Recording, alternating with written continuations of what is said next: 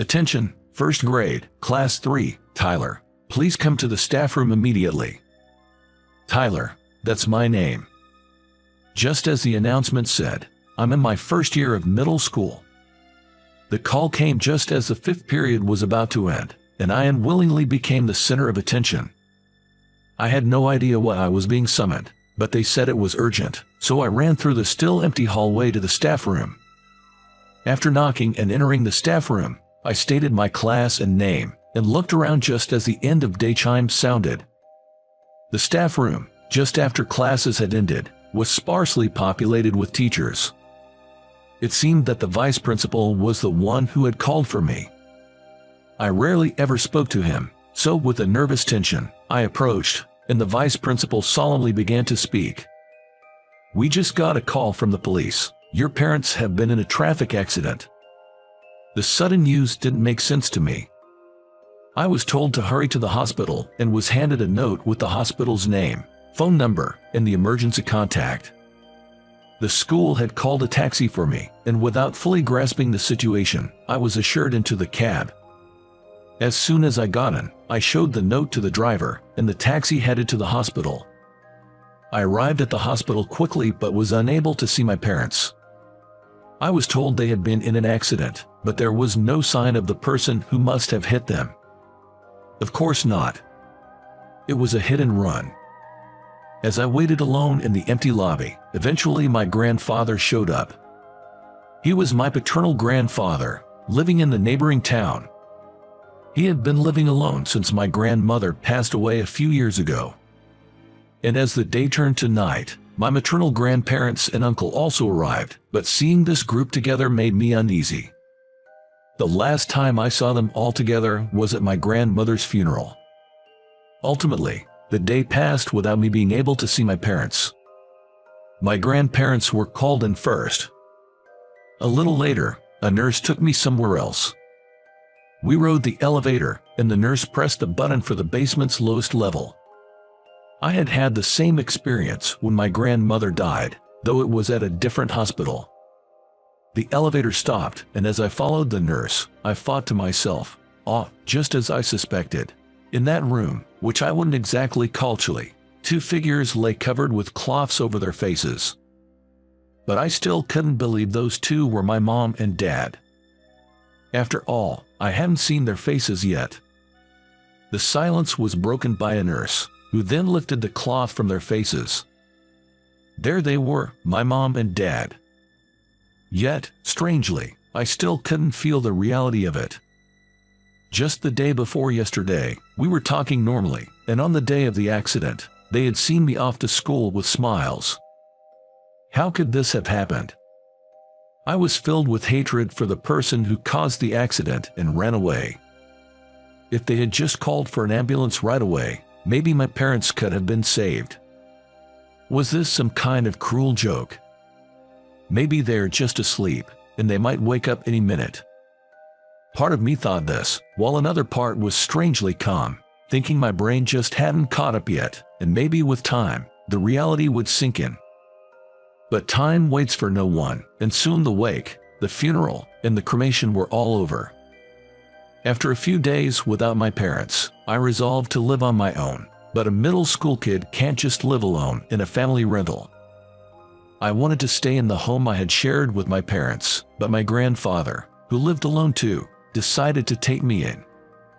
I spent most of my time on the move and the subsequent paperwork, with hardly any time to say goodbye to my friends, and the days flew by in a blur.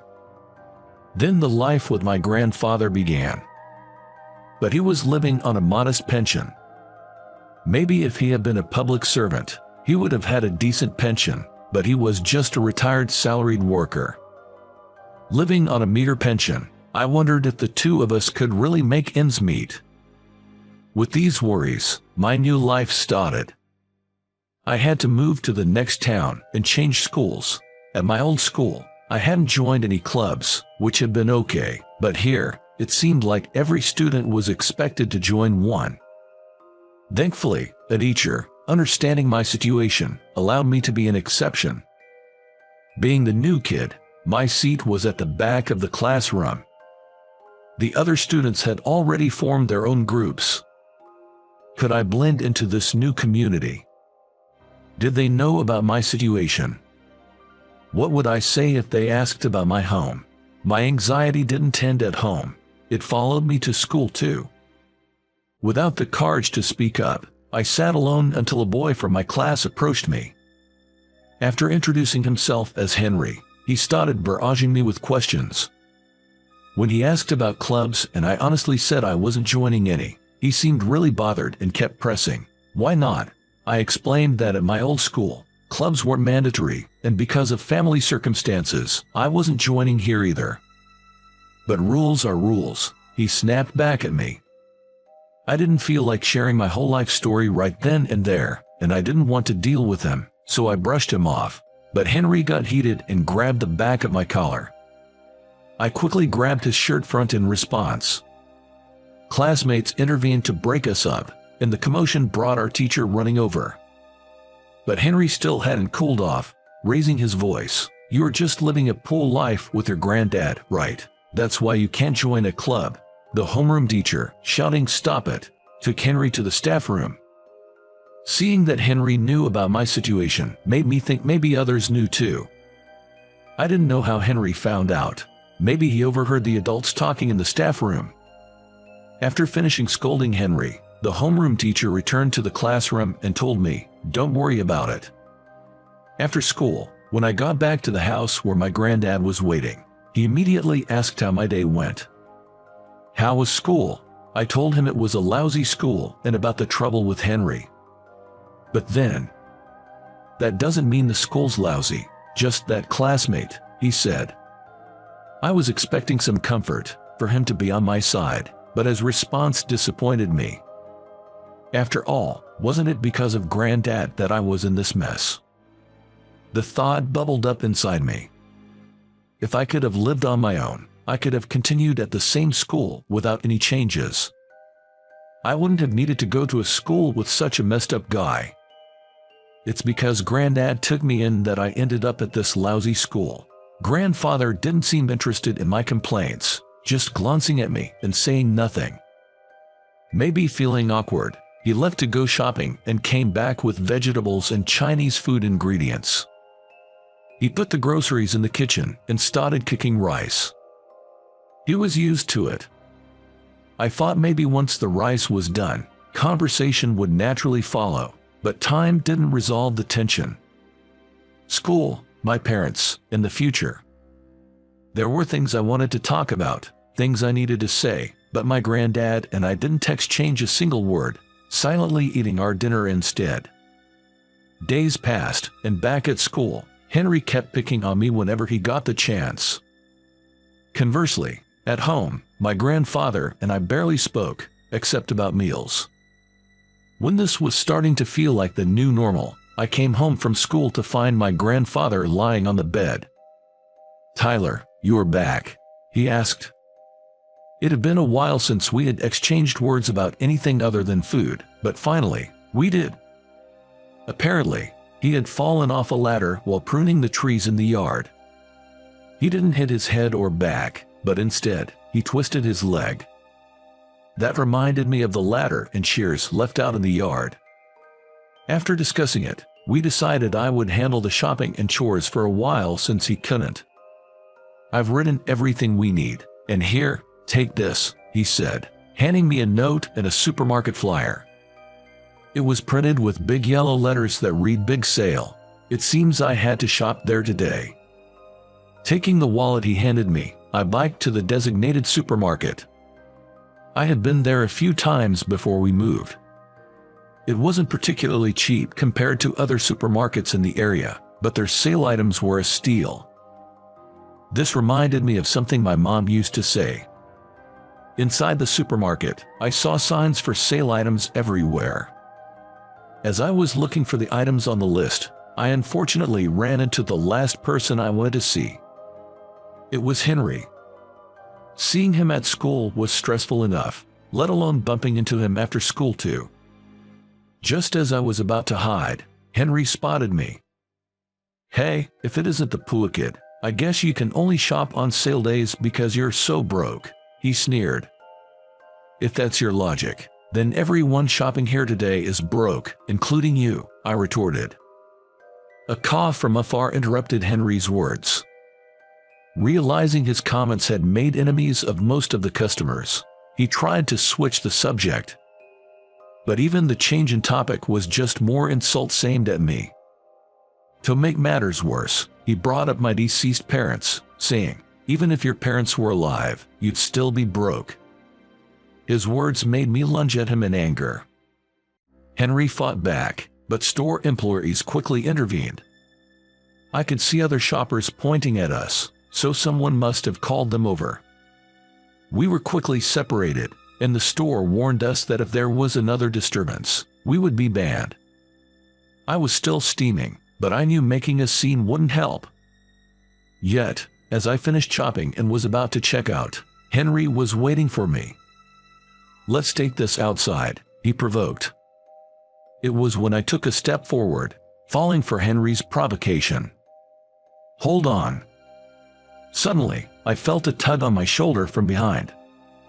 Turning around in surprise, I saw it was my classmate Anna.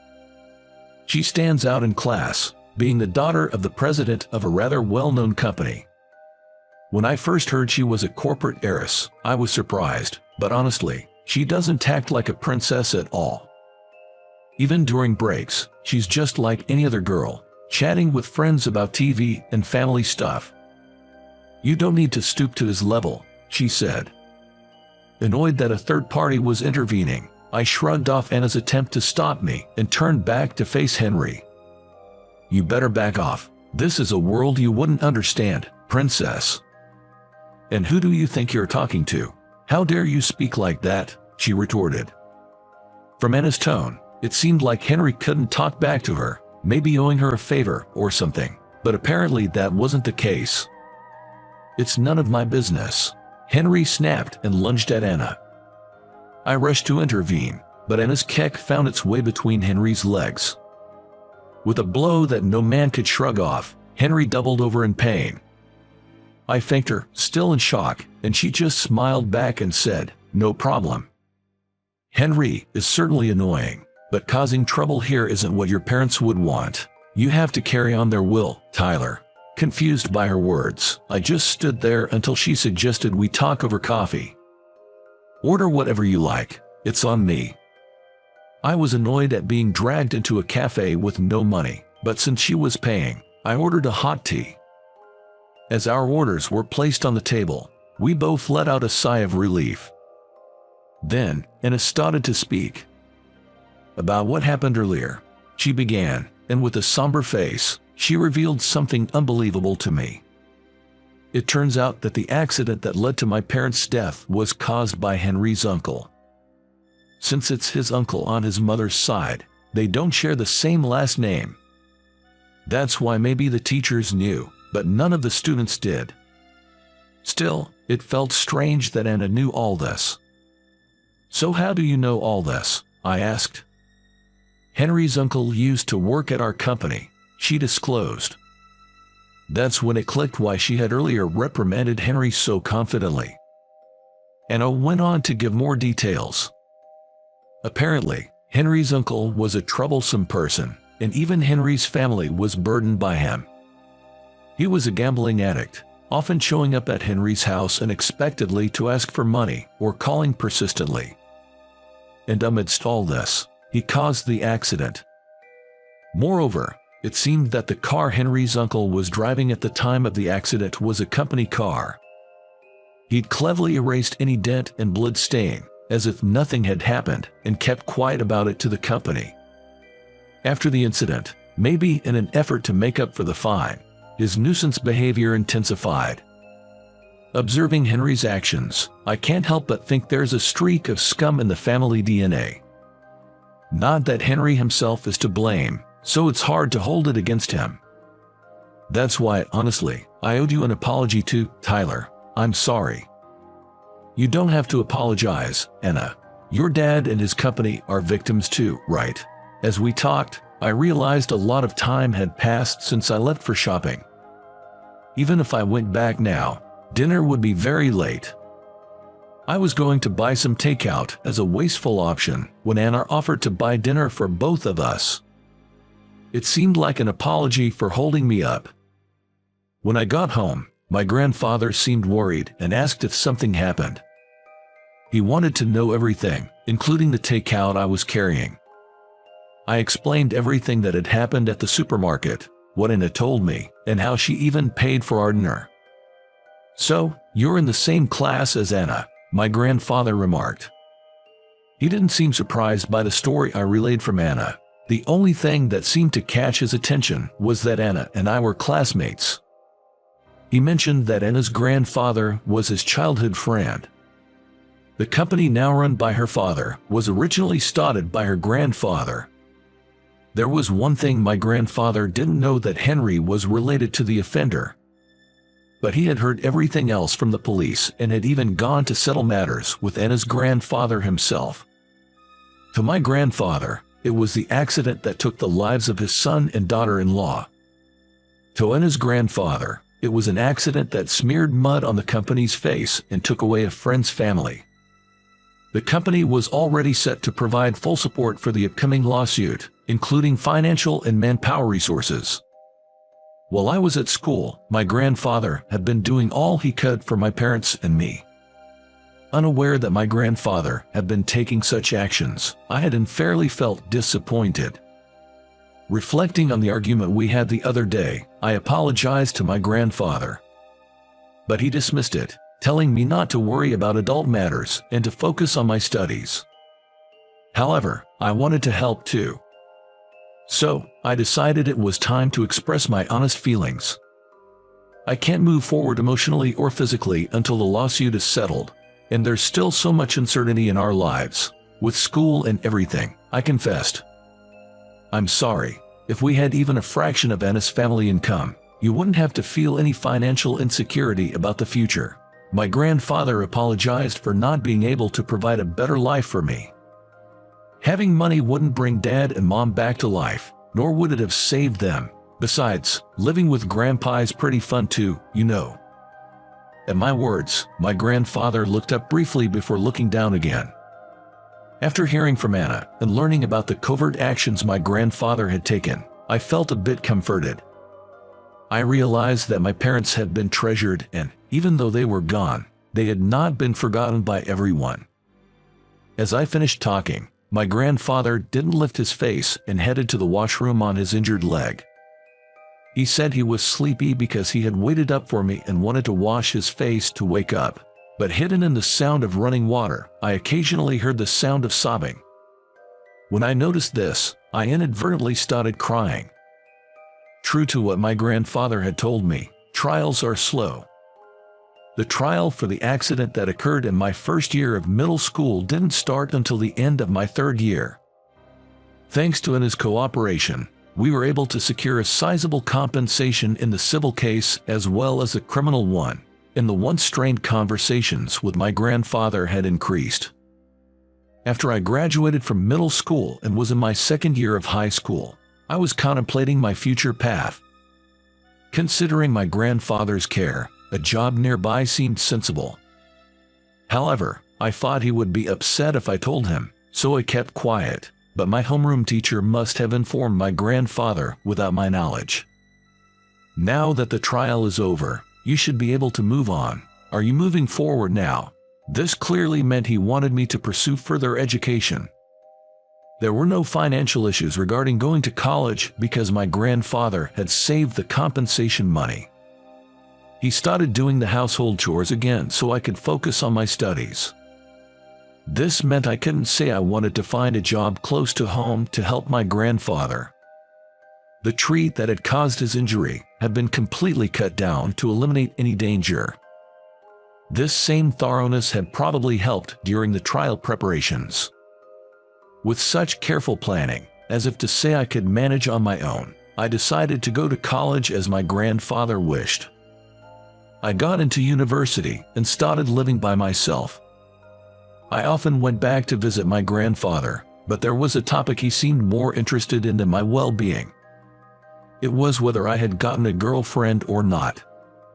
"I'll bring her over when I have one," I said.